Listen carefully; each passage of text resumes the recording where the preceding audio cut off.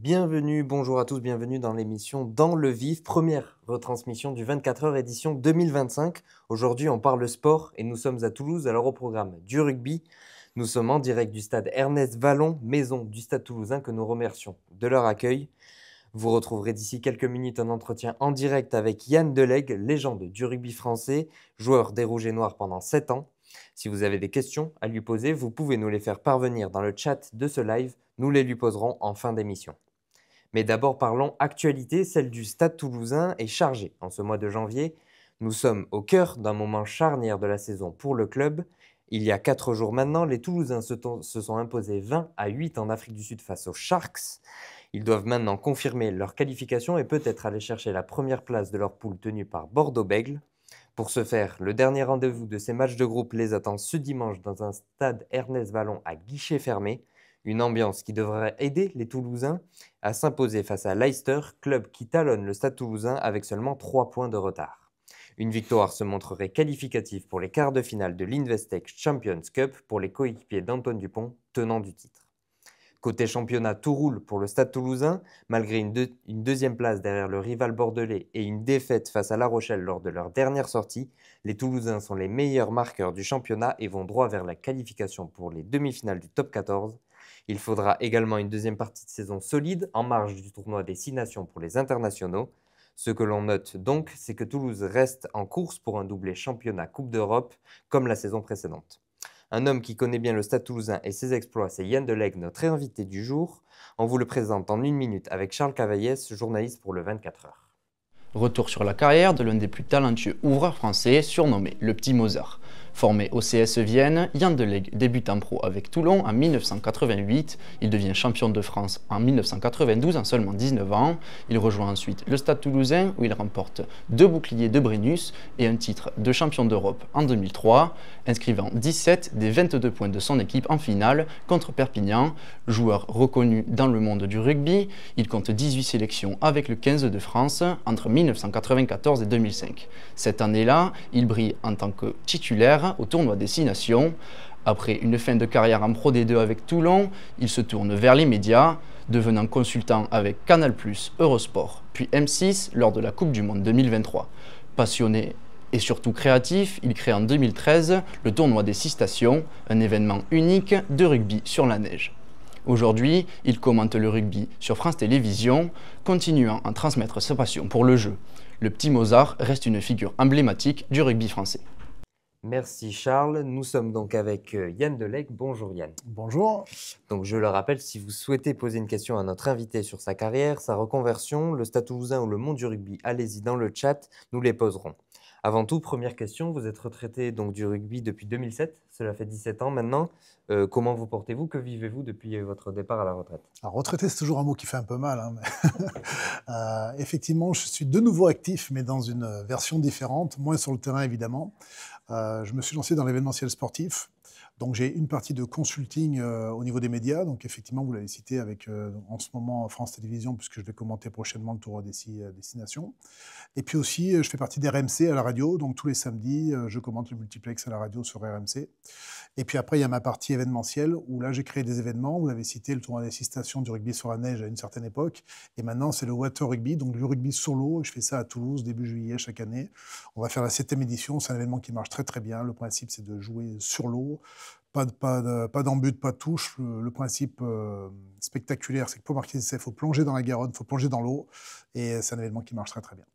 Ok, merci Yann. Nous allons maintenant rentrer dans la première partie de cet entretien, donc qui est la boîte à questions. Je vais sortir la petite boîte. Donc devant vous, une boîte. Vous allez tirer 3 de ces questions, une après l'autre, et on en discutera ensemble. Donc vous pouvez y aller pour la première. Allez. Hop.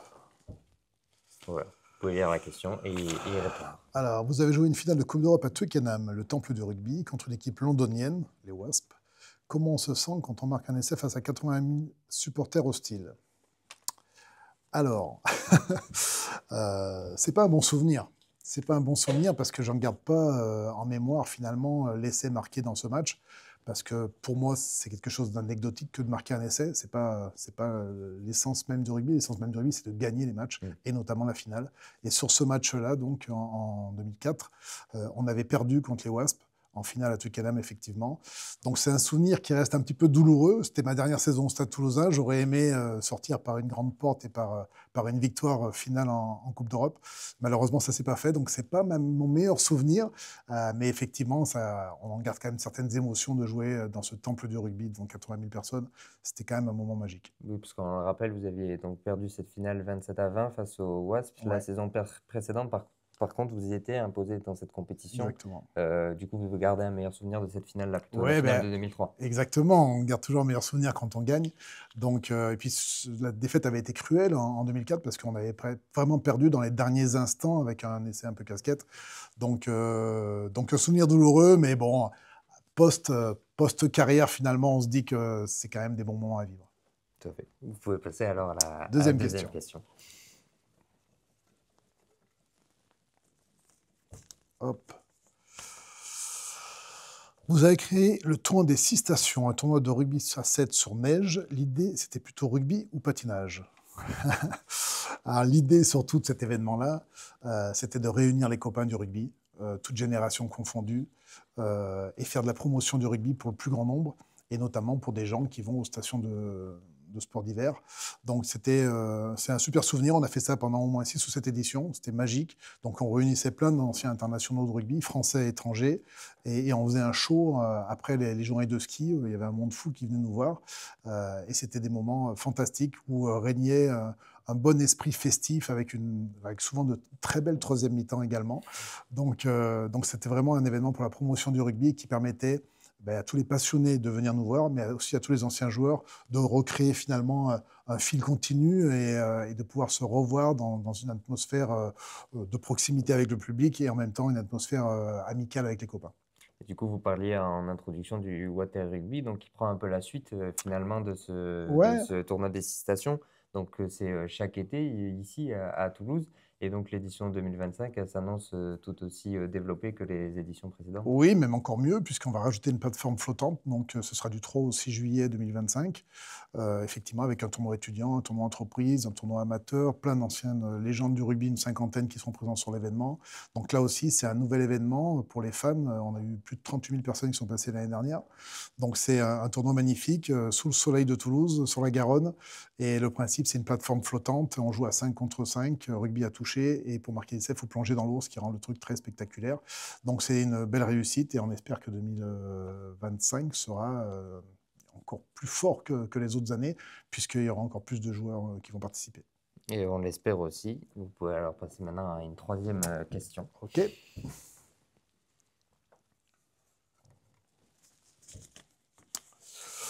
Pour vous, est-ce que cette génération peut accomplir tout ce qu'a accompli votre génération dorée à la fin des années 90 ? Donc on parle de la génération actuelle du J'ai bien Stade compris. Toulousain.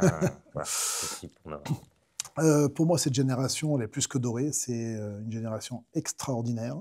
Non seulement ils vont égaler ce qu'on avait fait dans ces années-là, mais je pense qu'ils vont même nous surclasser. Et je l'espère pour eux en tous les cas. C'est une génération qui est magnifique, qui maîtrise son rugby, qui a un super état d'esprit. Ils sont très agréables à regarder pour les téléspectateurs. Donc ils allient à la fois le beau jeu et à la fois les victoires. Je pense effectivement que c'est une génération qui va beaucoup, beaucoup gagner. Ils ont déjà beaucoup gagné, mais qui vont continuer à beaucoup gagner. Et moi, en tous les cas, je prends un énorme plaisir à les regarder jouer tous les week-ends. Très bien, et bien merci. Du coup, c'est la fin de cette partie boîte à questions. Déjà, merci de vos réponses. Et nous allons maintenant passer dans la deuxième partie de notre émission, donc qui sont les questions signatures. Les questions signatures dans le vif. Donc, je vais vous poser 3 questions qu'on pose à chacun de nos invités sur ces lives et sur ces émissions. Et donc, à vous d'y répondre. Commençons par la première d'entre elles. Quel est le moment qui vous a le plus marqué dans votre carrière rugbystique? Très difficile de sortir un seul moment. J'ai eu quelques temps forts.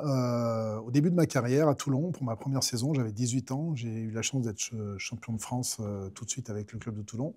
Donc là, des émotions dingues avec l'insouciance de la jeunesse, avec des copains qui étaient du cru, avec qui je jouais depuis longtemps. Donc des émotions intenses. Après, il y a eu 2001. Avec le Stade Toulousain, pareil, champion de France avec le Stade. Là, je m'étais rendu compte pendant les 9 ans sans titre que c'était pas si facile que ça d'y arriver. Donc, j'ai ressenti énormément de plaisir. Difficile de savoir c'est plus ou moins que 92, mais en tous les cas, il y avait vraiment cette sensation de retrouver ce Graal-là qui était pas si facile à accomplir.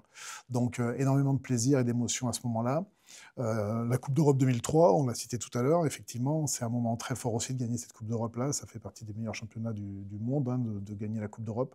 Donc pareil avec des copains du stade, parce qu'on avait un groupe très fort en amitié. Et j'ai toujours mis ça en avant dans le rugby. Moi, c'était important de gagner avec les copains. Et puis à titre un peu plus personnel, mes sélections en équipe de France, mais une en particulier, peut-être la première, puisque mon papa jouait aussi au rugby, donc il y avait aussi cette identité-là. Donc c'était me faire plaisir à moi, me faire plaisir à ma famille également. Donc énormément d'émotions. C'était en Écosse en 94. J'étais un très jeune joueur aussi, j'avais 20 ans, j'allais sur mes 21 ans. Et beaucoup d'émotions puisque le match se passe très très bien et je fais un très bon match à ce moment-là. Et ça a été beaucoup de plaisir et de fierté, notamment fierté familiale. Donc si je dois ressortir 3 moments forts, ce serait ceci. D'accord. Et du coup, quel conseil vous donnerez à un jeune qui débarque dans le rugby professionnel avec l'expérience que vous avez pu avoir? D'abord d'être passionné par ce qu'il fait, parce que c'est la passion qui fait avancer. Prendre du plaisir au quotidien. Le mot plaisir dans le rugby, enfin dans mon rugby à moi, est très important. C'est ça qui nous permet d'avancer chaque jour. Et puis voilà, jamais rien n'est acquis à haut niveau, donc c'est sans cesse se remettre à l'ouvrage, travailler, continuer d'être de plus en plus performant dans sa vie de sportif. Mais voilà, moi, le conseil ultime, c'est vraiment la passion. Et ensuite, dernière question. Donc, à la base, vous êtes originaire de Toulon. Cependant, vous avez passé donc une grande partie de votre carrière ici, à Toulouse, et encore aujourd'hui, vous continuez d'alimenter. Quel est votre attachement personnel à cette région, du coup, ici, Toulouse et l'Occitanie? Moi, j'ai adoré Toulon parce que c'est le club de mes débuts, c'est mon club formateur. Mais c'est vrai que quand je suis arrivé ici, j'ai trouvé un ADN de jeu qui correspondait carrément au joueur que j'étais. Donc j'ai pris un plaisir énorme à jouer dans ce stade, à jouer pour le Stade Toulousain, parce que c'est la référence du rugby, mondial même, je peux vous le dire, au niveau des clubs. J'y ai trouvé, et je me suis fait des amis pour la vie, donc, et on se voit encore aujourd'hui. Ça a été 7 ans magiques de ma vie. Effectivement, il y a eu des victoires, mais il y a eu aussi du quotidien où je prenais énormément de plaisir sur le terrain. Et ça revient à la notion de plaisir. Donc vraiment, c'est une atmosphère que j'ai adorée. J'ai adoré jouer pour cette équipe, j'ai adoré le public toulousain, j'ai adoré tout l'environnement en fait qui draine autour du stade toulousain et de la ville de Toulouse, qui est une ville magnifique, très hispanique, qui aime aussi le beau rugby, mais qui aime aussi la fête. Et vraiment, cette ville-là, même si je ne suis pas originaire de Toulouse, je me sens chez moi quand je reviens ici, quoi. D'accord, très bien. Alors, on va passer maintenant à la troisième partie de cette émission. Donc, c'est le oui ou non. Le concept, il est très simple. Vous l'avez sûrement déjà vu chez vous dans pas mal d'émissions. Pendant 1 minute 30, je vous pose des questions. La réponse est soit oui, soit non. On va dire qu'on autorise un joker si jamais la question est trop difficile. Donc, on enchaîne les questions. Est-ce que vous êtes prêts, Yann? Je devrais y arriver. Ok, très bien. Donc, première question, c'est parti. Frédéric Michalak était-il un meilleur buteur que vous? Oui. Jouer à Toulouse, c'est mieux que jouer à Toulon? Ah ça commence, le joker, là. Est-ce qu'un Brennus, c'est mieux qu'une Champions Cup? Oui. Le tournoi des 6 stations, c'est la meilleure idée que vous avez eue de votre vie? Non. Y a-t-il une meilleure ambiance à Twickenham qu'au Stade de France? Oui. À votre retour à Toulon, est-ce que vous méritiez d'être titulaire à la place de Chris Rousseau? Oui. L'équipe de France, c'est l'accomplissement d'une carrière? Oui. Votre premier match en tant que consultant, est-ce que c'était stressant? Non. À votre époque, est-ce que Romain Ntamak aurait-il été titulaire à votre place? Mais oui. On vous surnommait le petit Mozart. Est-ce que vous étiez vraiment un virtuose? Ce serait prétentieux de dire oui. Hugo Mola est-il un meilleur coach que Guy Novès? Certainement oui, mais on le saura un peu plus tard. Antoine Dupont est-il le meilleur joueur de l'histoire de l'équipe de France? Oui. Auriez-vous été capable, vous, de jouer pour le rugby à 7 aux Jeux Olympiques? Difficile. J'aurais aimé, en tous les cas. Capable, peut-être pas, mais j'aurais aimé. Est-ce que Fabien Galtier est un meilleur sélectionneur que joueur? Oui. Rugby sur neige, water rugby, après votre carrière, vous en aviez marre du gazon? Non. Numéro 10, est-ce que c'est le meilleur poste à jouer au rugby? Oui. La Pro D2 est-elle plus dure que le top 14? Non. Et dernière question, est-ce qu'un Ricard, c'est mieux qu'une bière à la troisième mi-temps? Oui. Très bien. Donc c'est fini, parfait, fini pour cette partie. Nous allons maintenant clore cette émission avec la dernière partie, donc celle des questions du public. Nous avons demandé via notre Instagram ainsi que sur le chat de ce live de poser des questions. On va vous en poser donc quelques-unes. D'abord une question qui nous a été posée par Martin. Pourquoi le stade est toujours aussi fort et ne connaît pas de baisse de niveau, le Stade Toulousain? Ben, je pense que dans l'ADN du Stade Toulousain, il y a à la fois ce jeu merveilleux, fait de passes, fait de mouvements permanents, euh, mais il y a aussi quelque part un état d'esprit collectif, et le collectif est plus fort que l'individu. Et c'est là, à mon avis, où d'année en année, ce collectif-là tire les joueurs vers le haut, et ça permet donc à ces joueurs de progresser sans cesse. Et il y a une concurrence aussi qui fait que la progression est perpétuelle. Et puis après, dans les managers qu'il y a eu au Stade Toulousain, ils ont eu cette soif de victoire sans cesse et cette remise en question perpétuelle. Et la remise en question, c'est ce qui permet d'avoir des résultats au fil des années, au fil des décennies. Je pense que le secret, il est peut-être là. Et une question de Gwen. Yann Delec, votre avis d'expert sur le match de ce week-end face à Leicester? Je pense que le Stade Toulousain va gagner. Ils ont besoin du bonus, donc je pense qu'ils vont gagner avec bonus. Mais attention, cette équipe anglaise n'est pas n'importe qui non plus. Même si c'est pas le Leicester des années fin 90, début 2000, qui était encore plus performant que le Leicester d'aujourd'hui.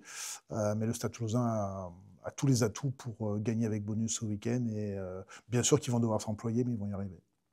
Très bien. Et maintenant, une question de Thibaut. On a parlé du water rugby qui se développe à Toulouse ces dernières années. Comment vous voyez évoluer dans le futur cet événement? Bah déjà, pour 2025, on mettra 2 plateformes flottantes. Ça veut dire qu'il y aura encore plus de joueurs, que ce soit pour le tournoi étudiant, que ce soit pour le tournoi grand public, les internationaux ou le tournoi entreprise. Donc ça veut dire que c'est un tournoi qui évolue perpétuellement. Et donc on attend encore plus de monde. On a fait 38 000 personnes l'année dernière qui sont passées sur l'événement. On en attend plus de 40 000 cette année. Donc c'est sans cesse dans l'évolution. Et peut-être que j'ai été élevé à mamelle du Stade Toulousain. Donc effectivement, je ne me repose pas sur les lauriers. J'essaie de faire progresser mon événement d'année en année. Une question cette fois-ci de Lucie. Comment gérer la pression à haut niveau? J'imagine que ça a évolué depuis votre époque. Non, je ne pense pas que ça ait beaucoup évolué. La pression, on l'a toujours eue. C'est la pression du résultat, la pression aussi médiatique. Ben, c'est simple, la pression, il y en a que ça inhibe, et puis il y en a d'autres que ça galvanise. Moi, je fais partie des gens qui aimaient jouer sous cette pression-là, et tous mes chakras étaient ouverts quand la pression était forte, et ça me permettait d'être un meilleur joueur. Donc, difficile à exprimer. Quand on est compétiteur, je pense que cette pression-là fait avancer. Justement, on parlait par rapport à la pression de cette expérience à Twickenham tout à l'heure. C'est en plus quand vous avez joué cette finale, donc c'était face à une équipe londonienne, donc les supporters étaient complètement acquis à la cause Ouais. de l'équipe d'en face. Même si la pression nous galvanise, est-ce qu'on ressent pas quand même un peu de peur peut-être quand on rentre dans le stade, ou en tout cas comment on se sent quand il y a tout ce monde qui s'abat autour de nous? Ouais, la peur, c'est pas lié au monde, parce que la peur, c'est lié. Effectivement, on a un sentiment un peu de peur, mais c'est une peur qui nous fait avancer. Parce qu'on fait un sport collectif de contact qui est dur, on sait qu'on va se faire mal pour les coéquipiers.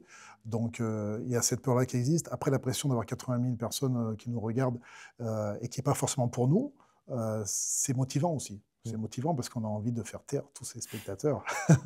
Donc non, moi, ça m'a toujours galvanisé ces ambiances avec des stades pleins comme ça. Ouais. Et une question de Julie. Ça vous fait quoi ici à Toulouse quand on vous reconnaît dans la rue? Ben, je suis toujours un peu surpris. D'abord parce qu'aujourd'hui, je vis à Paris dans l'anonymat le plus complet. Enfin, pas plus complet, mais c'est vrai que je ne suis pas beaucoup reconnu à Paris, évidemment. Et que quand je reviens là, je suis toujours surpris que les gens me reconnaissent. Ça me fait d'abord plaisir, parce que ça veut dire que j'ai laissé une bonne image à Toulouse pendant ma carrière. Et puis, il y a un peu de fierté personnelle d'avoir fait partie des gens qui ont marqué aussi cette histoire de ce club-là. Et puis surtout, je me sens toujours le bienvenu ici, que ce soit par le public, par les gens que je peux croiser dans la rue, mais aussi dans le Stade Toulousain, avec Hugo Moulin, avec Didier Lacroix. Les portes sont toujours grandes ouvertes et ils me disent que c'est aussi ma maison. Et c'est quelque chose qui m'émeut et qui me fait plaisir. Parce qu'effectivement, quand on a joué ici, ben, on appartient à une grande famille. Et voilà, et donc je suis toujours un petit peu surpris, effectivement, quand les gens me reconnaissent, parce que bah, déjà, ce n'est pas les jeunes de 20 ans, hein, puisque j'ai arrêté il y a quelques années. Donc évidemment que ça me fait plaisir. Très bien, et merci beaucoup Yann Avec grand Delec plaisir. d'avoir été présent pendant ce live. Et merci à tous ceux qui nous ont suivis pour cette émission dans le vif du 24 heures. Merci au Stade Toulousain de nous avoir accueillis dans les infrastructures du Stade Ernest Vallon. Merci également à ceux qui nous ont suivis. Vous pourrez retrouver la rediffusion de cet entretien sur YouTube dans les jours à venir. Et rendez-vous mercredi prochain pour votre prochaine émission live dans le vif. Bonne fin de journée à tous.